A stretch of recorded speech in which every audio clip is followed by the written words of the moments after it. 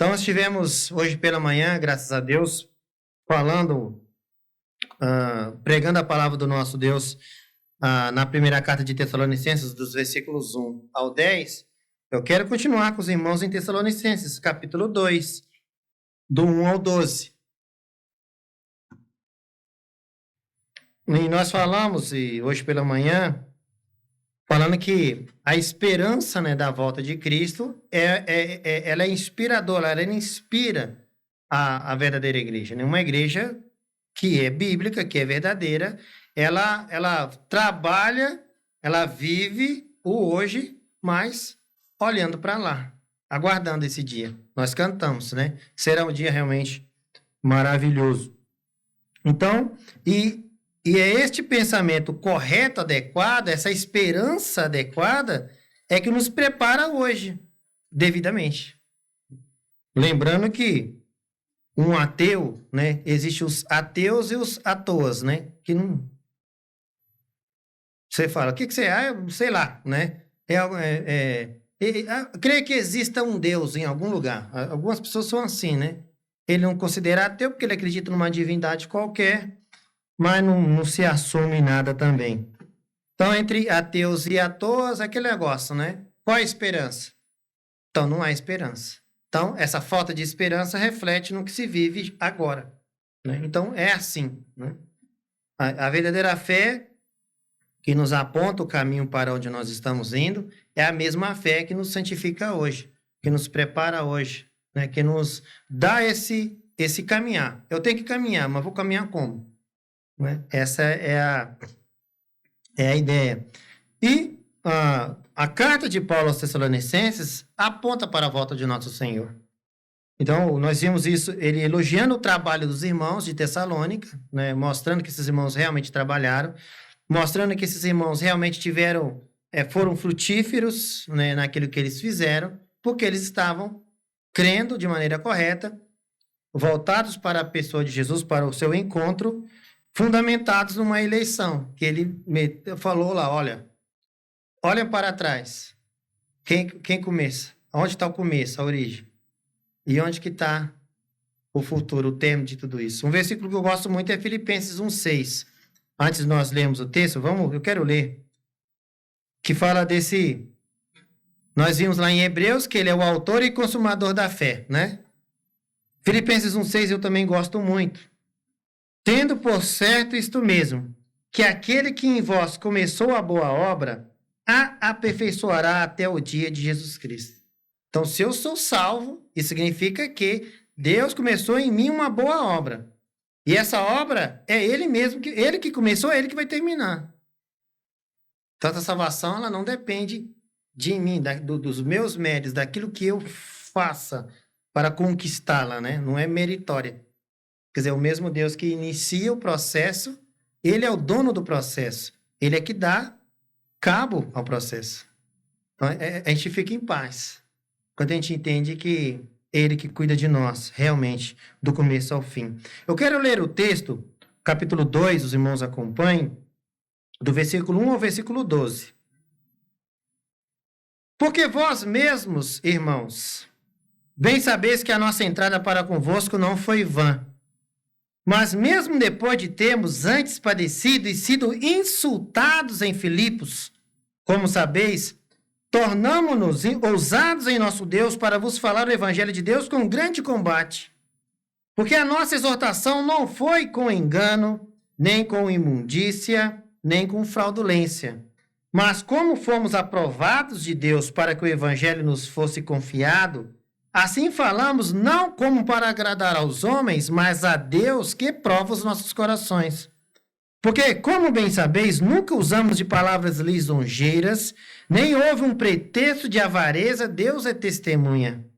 E não buscamos glória dos homens, nem de vós, nem de outros, ainda que podíamos, como apóstolos de Cristo, ser-vos pesados. Antes fomos brandos entre vós, como a ama que cria seus filhos. Assim nós, sendo-vos tão afeiçoados de boa vontade, quiséramos comunicar-vos não somente o evangelho de Deus, ainda as nossas próprias almas, porquanto nos érem muito queridos. Porque bem vos lembrais, irmãos, do nosso trabalho e fadiga, pois trabalhando noite e dia, para não sermos pesados a nenhum de vós, vos pregamos o evangelho de Deus. Vós e Deus sois testemunhas de quão santa e justa e irrepreensivelmente nos ouvemos para convosco os que crestes. Assim como bem sabeis de que modo vos exortávamos e consolávamos e testemunhávamos a cada um de vós, como pai a seus filhos, para que vos conduzisseis dignamente para com Deus, que vos chamou para o seu reino e glória. Amém? Mais uma vez, né, um texto maravilhoso da palavra.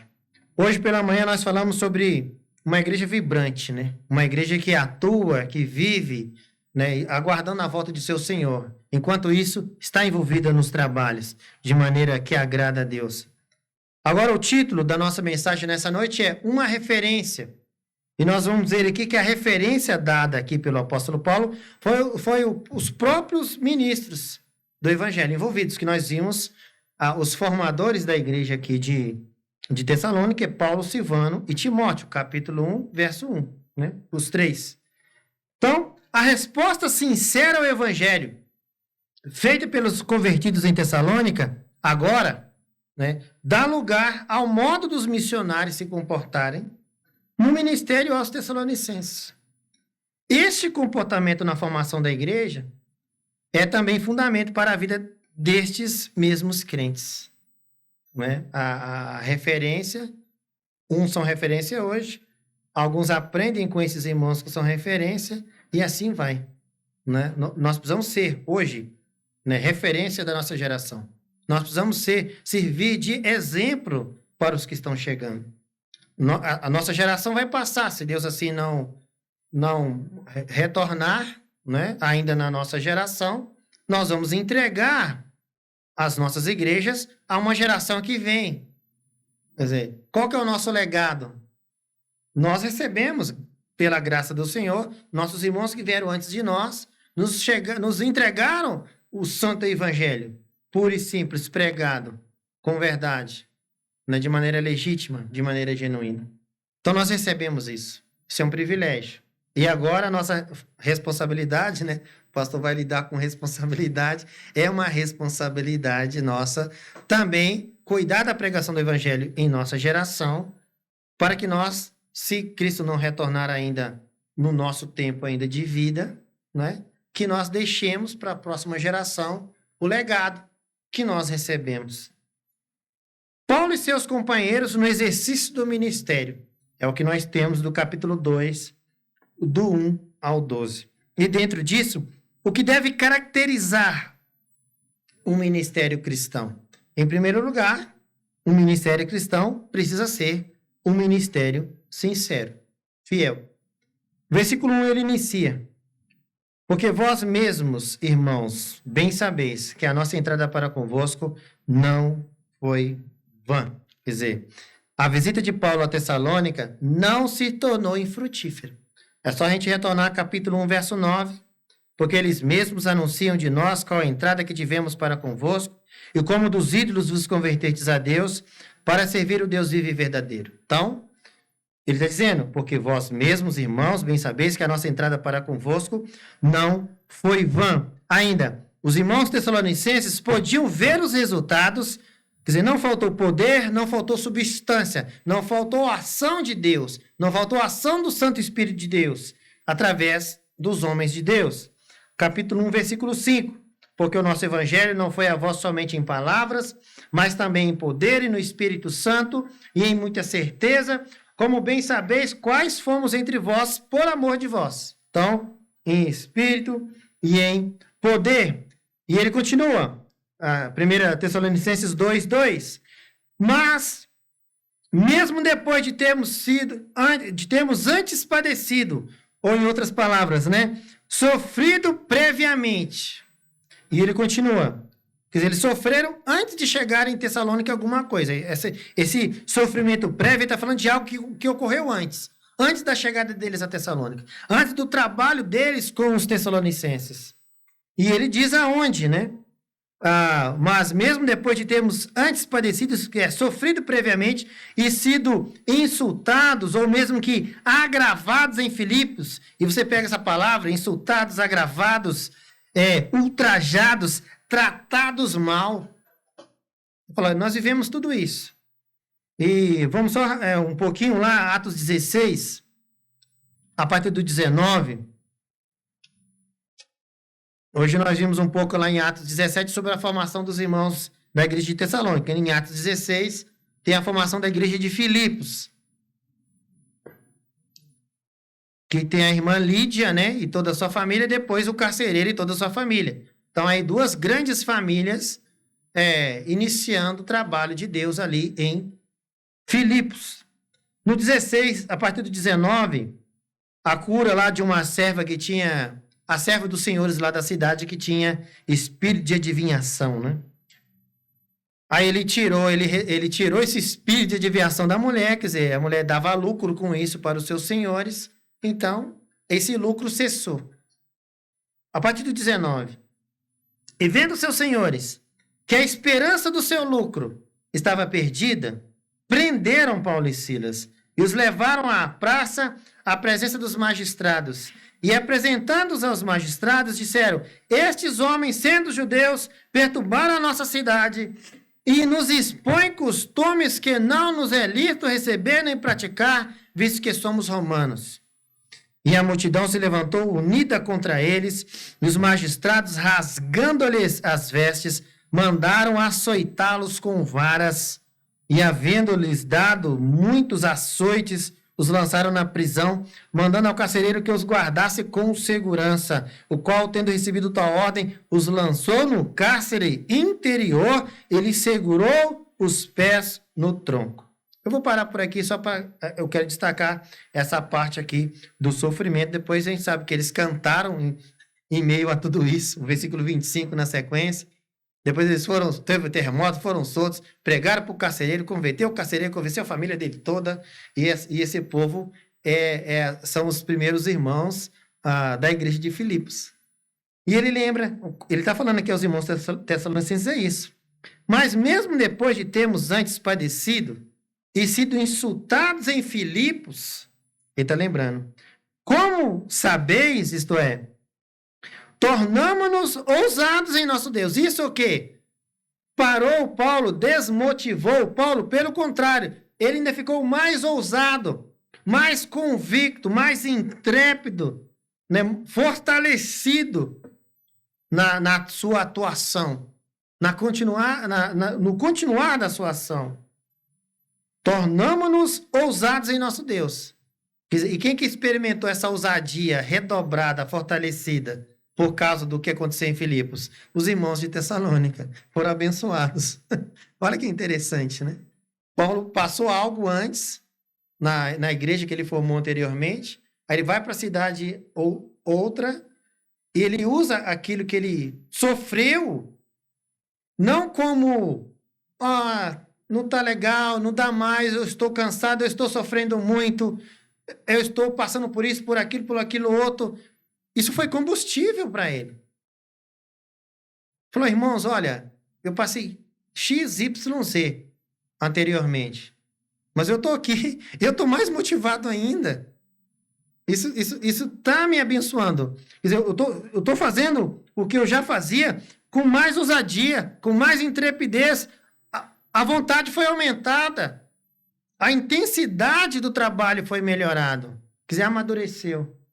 Olha que coisa, né? Às vezes a gente acha que um problema A, B ou C, o mais difícil que seja, às vezes nós nos deixamos que aquilo nos perturbe a ponto de nos frear, de nos parar, de nos desanimar, de tirar o nosso foco, né? Quebrar a nossa esperança. E uma das táticas de Satanás é isso. Ele não pode... um salvo, né? Tirar a salvação desse salvo. Ele não pode, né? Isso não é possível, né? Não há perda. A salvação não se perde. Falamos no início, né? Deus cuida do processo e ele é o dono do processo. Então está na mão dele. Não há esse risco. Mas há um risco de mesmo salvos, né? Nos encontrarmos nesse intervalo de caminhada entre nosso novo nascimento e nosso encontro com Cristo, estarmos desmotivados, né? Às vezes quebrados por um problema e submetidos por causa do problema ao problema, em vez de nos submetermos a Deus, né? Que vai nos dar graça ou resolver o problema em definitivo, ou graça no sentido de continuar servindo a Deus, mesmo em meio a um problema A, B ou C. Que é a questão. Paulo foi um exemplo disso também na questão do espinho na carne. Né? Deus falou, ó, você tem? Jesus, tira de mim. Não, não vou tirar. Ah, a sua graça, né? A minha graça te basta. Entendi. Continuou trabalhando. Deus disse para ele, não. Hoje em dia nós estamos vivendo uma geração, né, que não querem receber não de Deus, né? É impossível, né? Nós não recebemos nãos de Deus, né? Tá aí uma amostra, né? Não. Deus disse um não para ele bem claro, ficou bem claro para ele que era não. E ele continuou trabalhando até a morte, até que Deus assim o permitiu, que ele também morresse na causa. Nosso texto, versículo 3, porque a nossa exortação não foi com engano, nem com imundícia, nem com fraudulência. E é interessante que essa palavra exortação, às vezes hoje nós falamos exortação, nós só pensamos nessa palavra naquele sentido de cobrança, né? Só que essa palavra, ela também tem um sentido no original de encorajamento. Também é cobrar, também é repreender quando necessário, mas ela também tem um significado, né, de encorajamento. A exortação também é encorajamento, além de também estar se cobrando alguma coisa, requerendo alguma coisa. Porque a nossa exortação não foi com engano, nem com imundícia, nem com fraudulência, né? Quer dizer, não foi com engano, isso é, tendo erro, desvio doutrinário, afastamento da vontade de Deus. Não tem desvio envolvido, não tem erro, né? A palavra foi empregada com fidelidade, nem com imundícia. Olha que interessante. Engano, imundícia. Aí mesmo em Tessalonicenses 4, versículo 7, Paulo fala muito dessa palavra em todas as suas cartas, que fala de impureza moral. E muitas vezes está envolvido aí a questão de impureza sexual também, né? Mas impureza moral. 1 Tessalonicenses 4, 7, porque não nos chamou Deus para o quê? Imundícia, mas para a santificação. Olha que interessante. Ele disse que a exortação dele para com os irmãos não teve engano. Segundo, não teve imundícia, não teve fraudulência. O que é fraudulência? O uso de meios desonestos para atrair adeptos. O uso de meios desonestos para atrair adeptos. É o que é mais comum no chamado, de maneira genérica, né, o mundo das igrejas. O meio desonesto para atrair adepto. Isso é fraude. E ele está dizendo, porque a nossa exortação não foi com engano, nem com imundícia, e nem com fraudulência. 2 Coríntios 11, o próprio Paulo fala da questão dos anjos, né? Maus.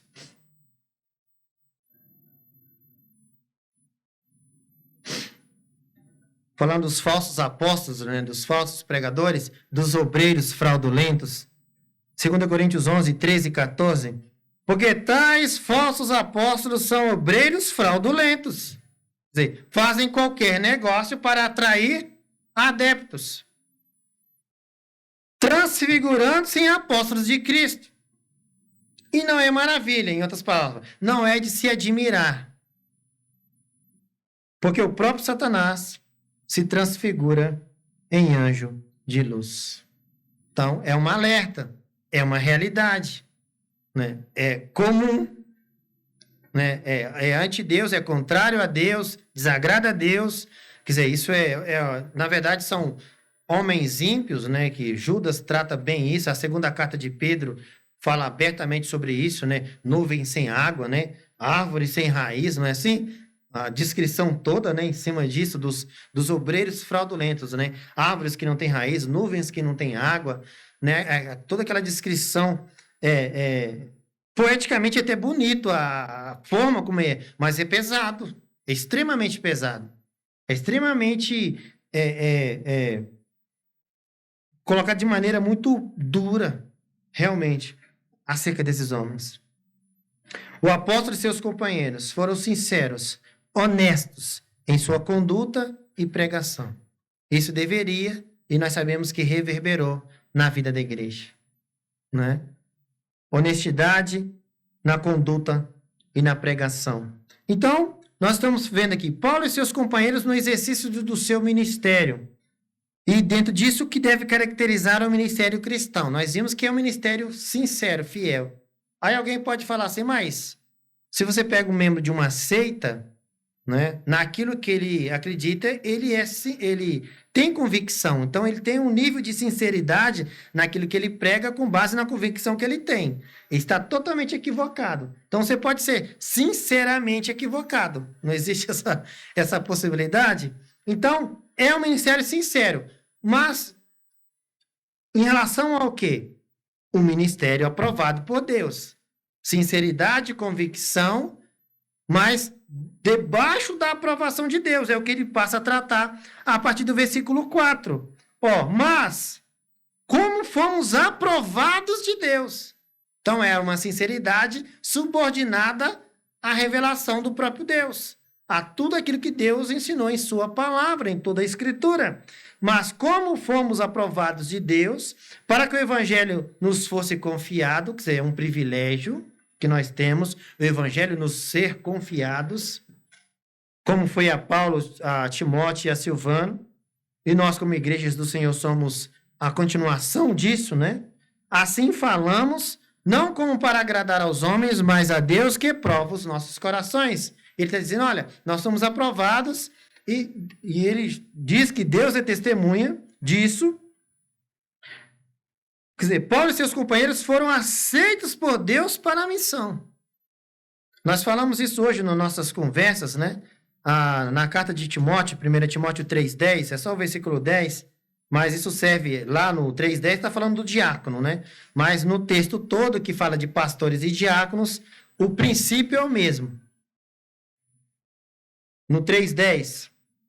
E também estes, quer dizer, não só os pastores, aqui está envolvidos os diáconos também, e também estes sejam primeiro o quê? Provados. Depois, sirvam se forem irrepreensíveis. Quer dizer, há um processo nisso, né, de amadurecimento do homem de Deus, daquele que vai servir a Deus através da igreja de Deus. Necessário. Né? Há uma conduta exigida e Deus já se revelou naquilo que Ele quer que nós sejamos e que nós façamos diante dEle. Então, a pregação do Evangelho é uma grande responsabilidade, tanto quanto um privilégio. 1 Coríntios 15, versículos 1 ao 4, que define, né, o Evangelho, o que é o Evangelho, que é a obra de Cristo por nós, né? 1 Coríntios 15, versos 1 ao 4.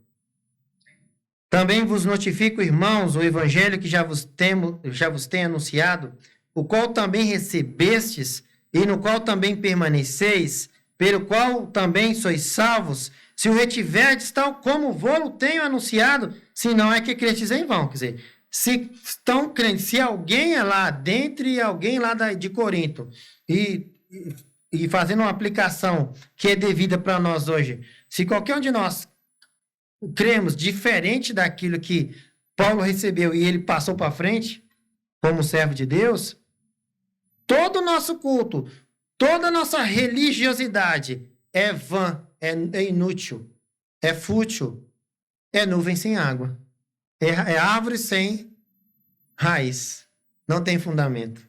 Aí ele explica, versículo 3, porque primeiramente vos entreguei o que também recebi, que Cristo morreu por nossos pecados, segundo as Escrituras, e que foi sepultado, e que ressuscitou ao terceiro dia, segundo as Escrituras, né? Tudo fundamentado nas Escrituras.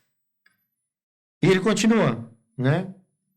Mas como fomos aprovados de Deus para que o evangelho nos fosse confiado, assim falamos não como para agradar aos homens, mas a Deus, que prova os nossos corações. Aqui nós temos agradar a Deus. Aí a gente pega 1 Coríntios 15,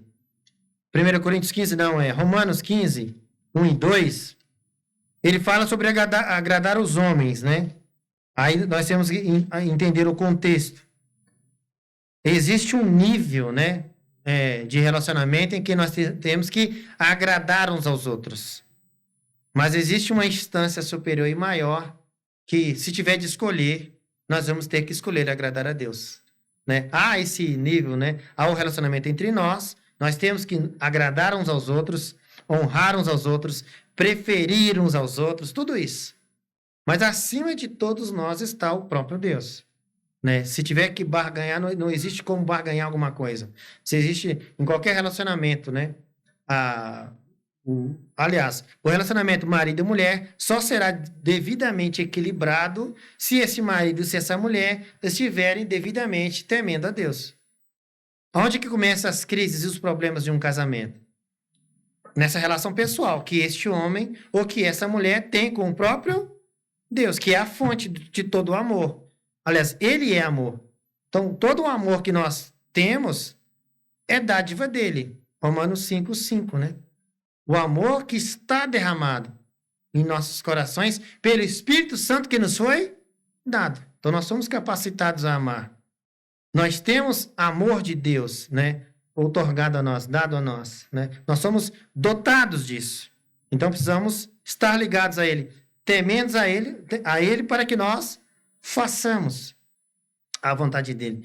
No capítulo 15 de Romanos 1 e 2, ele diz assim: mas nós que somos fortes, aí falando de irmãos fortes e fracos, maduros e imaturos, né? Mas nós que somos fortes devemos suportar as fraquezas dos fracos e não agradar a nós mesmos. Portanto, cada um de nós agrade a seu próximo. Então, existe aqui um nível que nós temos que agradar ao próximo. Mas o próprio versículo dá uma explicação no que é bom para edificação. Tem que ter base na palavra de Deus. Eu vou só estar, de fato, agradando o meu próximo se essa minha tentativa de agradar ao próximo tem fundamentação nas Escrituras. Senão, eu não estarei agradando o meu próximo, nem a Deus, e também ao próximo também não, de forma alguma. Então, ser agradável, gentil no trato, é uma coisa. Agora, com base no texto que nós estamos vendo, diluir a mensagem para atrair as pessoas é hipocrisia. Diminuir o peso da mensagem, diluir a mensagem do evangelho. Ah, tá muito grosso, tá muito pesado, vou pôr um pouco de água, né? Vou misturar alguma coisa aqui, porque às vezes falar a verdade pura e simples do evangelho vai soar ofensivo, não tem essa preocupação hoje? Não se fala mais de juízo, de arrependimento, né? De juízo vindouro, né? De céu, de inferno, de perdição. São doutrinas bíblicas, são assuntos bíblicos, está nas Escrituras. Saiu da boca de nosso Senhor e Salvador Jesus. Ele próprio falou de tudo isso. Aí o 5, ele fala um pouco sobre isso, né? 1 Tessalonicenses 2:5. Porque, como bem sabeis, nunca usamos de palavras lisonjeiras, nem houve um pretexto de avareza. Deus é testemunha. Palavras lisonjeiras, o engano mediante eloquência, a famosa bajulação, que a gente vê muito em Provérbios tratando disso, né? Existe o elogio objetivo e sincero, que é bíblico, é importante nós sabermos elogiar. Nós vimos hoje pela manhã o apóstolo Paulo elogiando a igreja, o trabalho da igreja. É tanto que é inspirado, quer dizer, o Espírito Santo de Deus inspirou Paulo para escrever isso, para tecer um elogio que está ratificado por Deus. Então é bom. O elogio objetivo, direto, sincero, isso é bíblico, isso é bom. Nós podemos elogiar aquilo que eu vejo no irmão que é bacana, que é bíblico, o irmão está sendo... parabenizar o irmão, a irmã, a igreja. Existe um nível de de elogio, santo. Né? Isso é importante. Agora, o engano mediante eloquência é bajulação, quer dizer, é o falso elogio. É aquele elogio já com a intenção maligna de obter uma facilitação para se conseguir alguma coisa. Né? Aí tem já uma troca premeditada, né? na questão. E também ele fala um pretexto de avareza, né? Atitude de ganância, cobiça de todos os tipos e, principalmente, lideranças cristãs, né? Os líderes, os missionários, os pastores, é um erro que também é grande essa parte financeira. Né? Hoje em dia nós temos muitas igrejas que são apenas negócios, né? Que as lideranças são apenas homens que querem ganhar bem e viver bem à custas de um rebanho, de um grupo de irmãos. Né? Nós sabemos que isso é muito comum. É triste, mas é uma realidade. Então, Paulo sempre fala isso ao longo de suas cartas. Porque, como bem sabeis, nunca usamos de palavras lisonjeiras, nem houve um pretexto de avareza, Deus é testemunha. Aí ele continua no versículo 6. E não buscamos glória dos homens, nem de vós, nem de outros, ainda que podíamos, como apóstolos de Cristo, ser-vos pesados. Quer dizer, não buscamos a glória dos homens. O Evangelho de João, capítulo 5, verso 44, nosso Senhor Jesus, enquanto ministrando entre os homens, andando entre os homens, pregando o Evangelho, ele falou muito sobre isso. Ele cobrou muito isso dos religiosos da época. 5,44. Como podeis vós crer? Aqui é uma exortação, uma repreensão de Cristo. Recebendo honra uns dos outros, e não buscando a honra que vem só de Deus. Aí mesmo, João 12, 42, 43.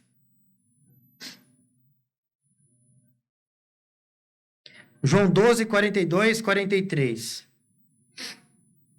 Apesar de tudo, até muitos dos principais, isto é, os principais sacerdotes, os grandes ensinadores da religião judaica na época, creram nele, intelectualmente entenderam o que ele estava pregando.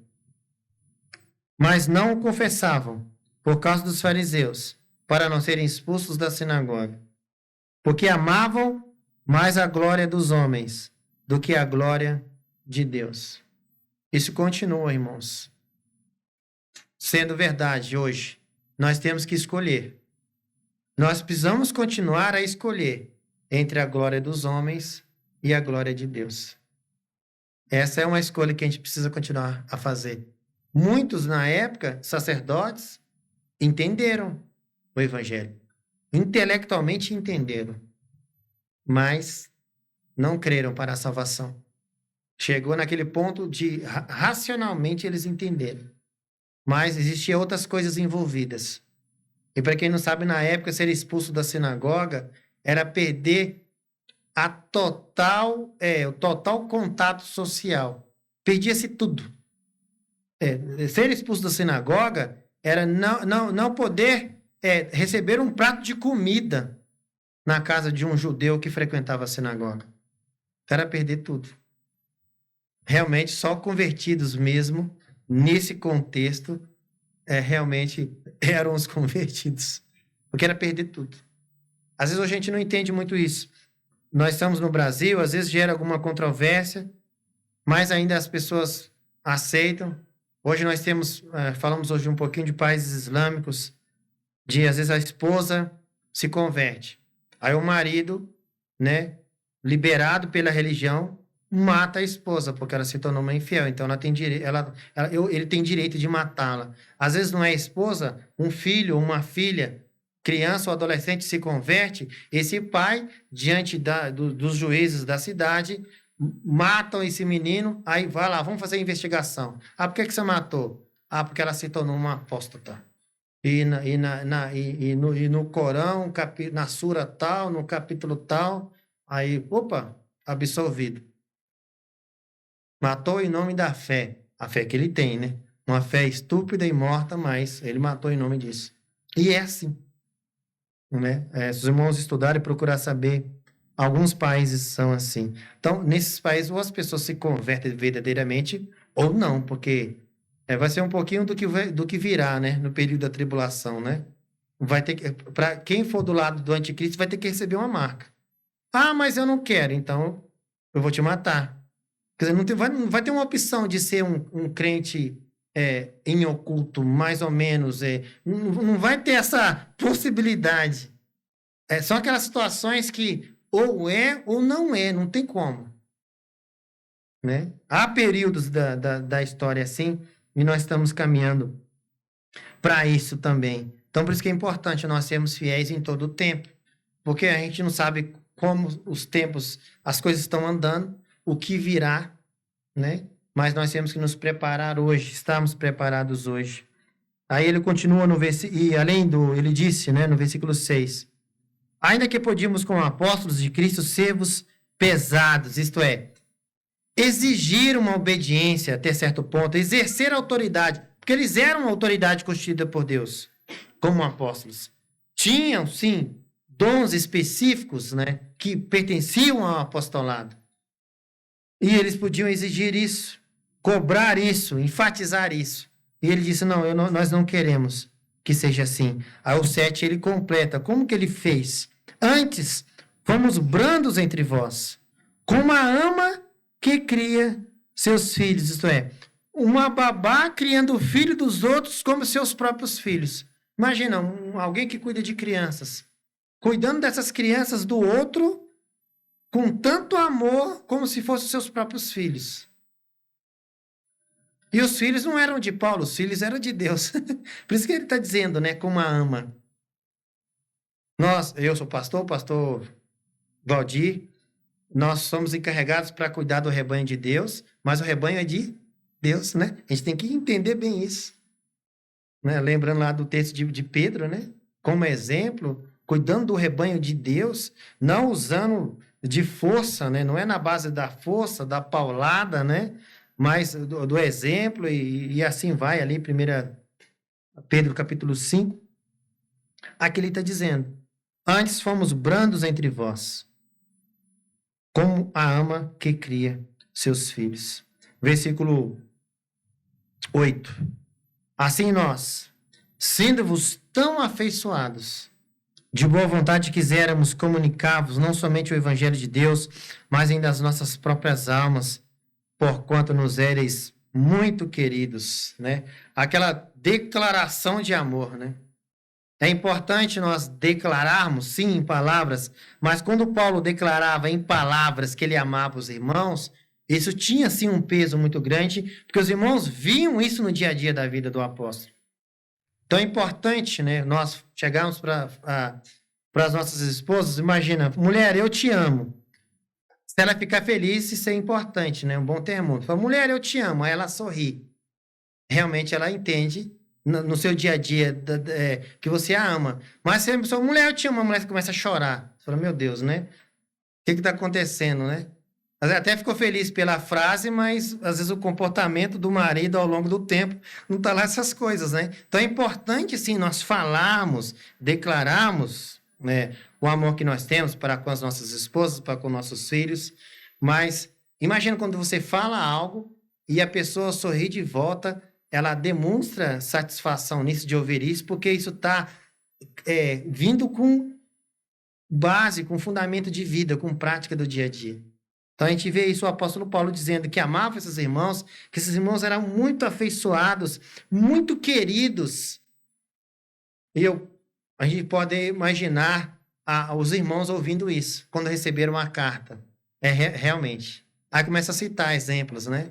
De quando o apóstolo esteve, o trato com aquele irmão, o trato com aquela irmã, aquela visita, aquela pregação, aquele ensino. Não é assim? A gente lembra dos irmãos que, às vezes, alguns já faleceram, não estão mais com a gente, já estão com o Senhor. Alguns que estão em outras igrejas servindo a Deus fielmente, mas já não está mais no nosso lado, no nosso dia a dia. A gente lembra com saudade, a gente lembra com carinho.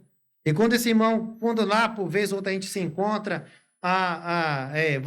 meus queridos irmãos, nós te amamos, vocês recebem aquilo com satisfação, com alegria, porque você sabe que é verdade, né? Que tem todo um conjunto de prática.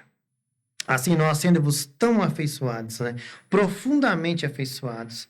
Paulo daria sua vida por esses irmãos. Um envolvimento que não pode ser superficial. 1 João capítulo 3, verso 16.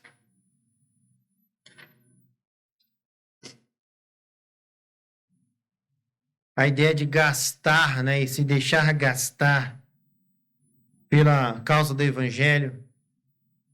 Por isso que nós vimos hoje pela manhã, né? O trabalho do vosso amor. Quer dizer, amar dá trabalho, mas é um bom trabalho. É um trabalho que agrada a Deus. 1 João 3,16. Conhecemos o amor nisto, que ele deu a sua vida por nós. Se o versículo parasse por aqui, a Maria entende bem isso aqui. Nossa, que legal, Cristo deu a vida dele por mim. Só que o texto não para aí, né? É claro que para a nossa salvação só ele pode fazer isso. Mas há um nível de relacionamento que nós temos que viver, que tem algo mais. E nós devemos dar a vida pelos irmãos. Interessante, né? Paramos para pensar sobre isso. Né? Mais tempo, mais dedicação. Né? Talvez, dependendo da situação, mais lágrima derramada, né? Mais suor derramado no dia a dia, no trabalho, no envolvimento da obra. Porque há momentos que nós rimos juntos, há momentos que nós choramos juntos. Isso está previsto nas Escrituras. Chorar com os que choram, rir com os que riem. Isso é trabalho de Deus. Isso é obra de Deus. Isso é ministério. A aprovação de Deus tem como base o caráter daquele que exerce o ministério. O Deus que prova os corações. Jeremias 17, verso 10.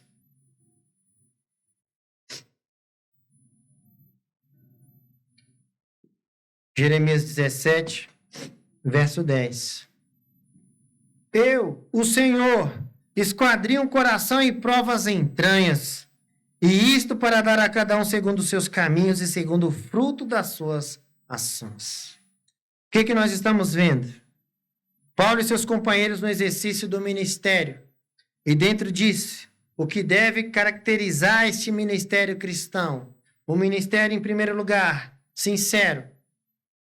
O ministério, em segundo lugar, aprovado por Deus. E os versículos 10 ao 12, de 1 Tessalonicenses 2, um ministério frutífero. Um ministério fiel, aprovado por Deus, será um ministério frutífero. Será um ministério que vai frutificar, que vai produzir os seus frutos. Versículo 9.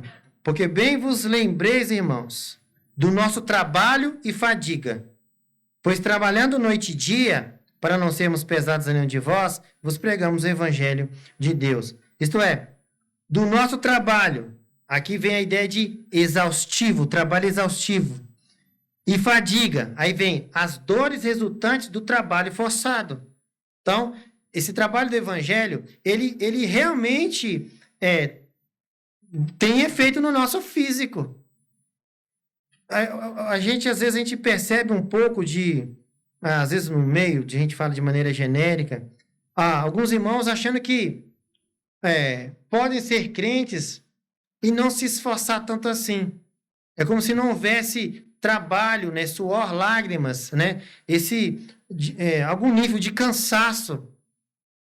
Não é assim, a gente vai para lá, vem para cá, trabalha, tem família para cuidar, tem as contas para pagar, tem a igreja, tem os irmãos, tem visita, tudo isso gera trabalho, tudo isso, no final de um dia, nós chegamos no final do dia de que maneira?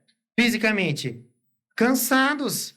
Mas deveríamos chegar no final desse dia louvando a Deus que nós nos cansamos fazendo bem, produzindo, sendo produtivos. Porque nós vamos cansar de uma forma ou de outra. O povo do mundo, de maneira geral, também cansa. Ficam noite sem dormir, vão para as baladas, às vezes vão para o trabalho direto, alguns não dormem, chegam lá, fica igual um zumbi com aquele olho estatalado, porque não dormiu, bebeu, fumou, sei lá o quê, né? Ficam exauridos. Mas usar isso para quê? Para a sua própria glória e desgraça? Agora, imagina nós, chegamos ao final do dia, cansados, porque fisicamente nós cansamos. Mas lembrando que eu usei o meu tempo para a glória de Deus. Eu servi a Deus nesse tempo. Eu usei esse tempo para a glória dele. Imagina, nós podemos chegar ao final do dia, o cansaço vai continuar, mas com um sorriso no rosto, com alegria, com a satisfação, como o apóstolo Paulo coloca aqui. 2 Coríntios 11, 27 e 28. Várias vezes ele fala sobre esse trabalho todo, mas ele não fala, ele não coloca isso de maneira pejorativa, pelo contrário, né? É para animar os irmãos. Ó, gente, dá trabalho sim. Quer dizer, a gente não pode mentir para as pessoas, dizer que não dá trabalho, né? Nós somos homens, nós temos uma natureza pecaminosa. A primeira grande batalha é sempre a gente com a gente mesmo, não é assim? Então, são os três grandes inimigos, né? Tem o mundo, tem Satanás e tem a nossa própria carne. Então, são guerras que nós vivemos. Então, tudo isso dá trabalho. Isso nós cansamos no processo. Em trabalhos e fadiga, em vigílias muitas vezes, em fome e sede, em jejuns muitas vezes, em frio e nudez, além das coisas exteriores, me oprime cada dia o cuidado de todas as igrejas. Também uma preocupação. Como é que está Tessalônica? Como é que está Filipos? Como é que está lá o Filemon? Como é que está, né, os coríntios? De acordo, dependendo do lugar que ele estava ali fazendo um trabalho ali. Como é que está o irmão fulano? A igreja tal, não sei. Essa preocupação, né? O nível de preocupação, de envolvimento com as coisas de Deus.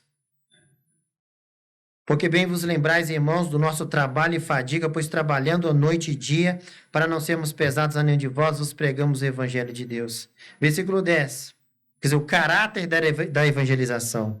Vós e Deus sois testemunhas de quão santa e justa e irrepreensivelmente nos ouvemos para convosco os que crestes, né? Então, de quão santa, a atitude de piedade e reverência a Deus que afeta a conduta da pessoa. E justa, debaixo do padrão da justiça diante de Deus. E irrepreensivelmente, isto é, conduta livre de acusação. Santa, justa e irrepreensivelmente. Versículo 11. Assim como bem sabeis de que modo vos exortávamos e consolávamos e testemunhávamos a cada um de vós como o pai a seus filhos, né? Este era o foco. 1 Coríntios 4, 14 ao 16.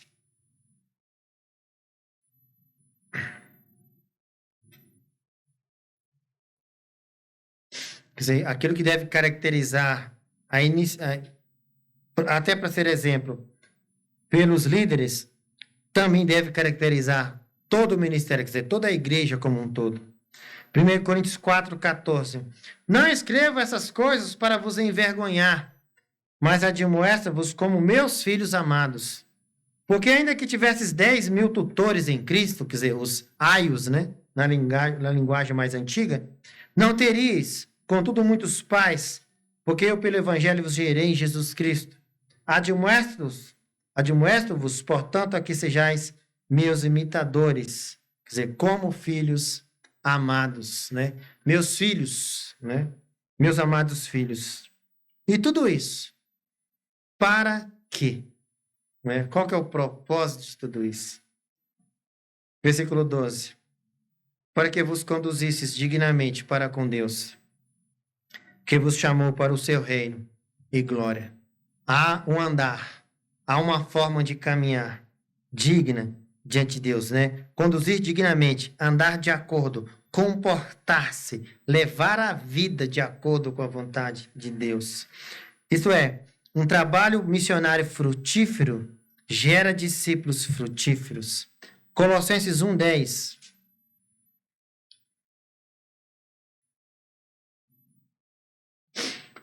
Colossenses 1:10. Novamente, né? Andar dignamente. para que possais andar dignamente diante do Senhor, agradando-lhe em tudo, frutificando em toda boa obra e crescendo no conhecimento de Deus. Aí eu quero retornar no nosso texto de hoje, 1 Tessalonicenses 2, o verso 8, nosso texto de agora. Assim nós, sendo-vos tão afeiçoados de boa vontade, quiséramos comunicar-vos não somente o Evangelho de Deus, mas ainda as nossas próprias almas, porquanto nos éreis muito queridos. Quer dizer, o ministério cristão, uma referência, um exemplo a ser seguido. Não há espaço para donos, né? Para estrelas, né? Para estrelismo na verdadeira igreja de Deus. Todos nós somos servos. Eu quero terminar com 2 Timóteo 2, do 24 ao 26. Vamos lidar com oposição, mas temos que saber lidar com a oposição ao Evangelho. 2 Timóteo 2, 24 ao 26. E ao servo do Senhor não convém contender, mas sim ser manso para com todos, apto para ensinar, sofredor, instruindo com mansidão os que resistem, a ver se porventura Deus lhes dará o arrependimento para conhecer a verdade e tornar a despertar, desprezando-se dos laços do diabo em que a vontade dele estão presos. Esses que muitas vezes estão nos resistindo, estão com a vontade presas a Satanás. E Deus quer que nós, com mansidão, venhamos instruir até mesmo estes, para que se porventura Deus lhes dará o arrependimento. Né? O resultado, Deus cuida. O que Deus vai cobrar de mim, no particular, e de nós como igrejas do Senhor? Fidelidade na entrega da mensagem. Né? Como nós estamos vivendo essa mensagem, como nós estamos entregando essa mensagem. Né? 1 Coríntios 3, 6, né? E 7 ali. Paulo plantou, o Apolo regou, mas Deus deu o crescimento. Continua sendo assim. Amém?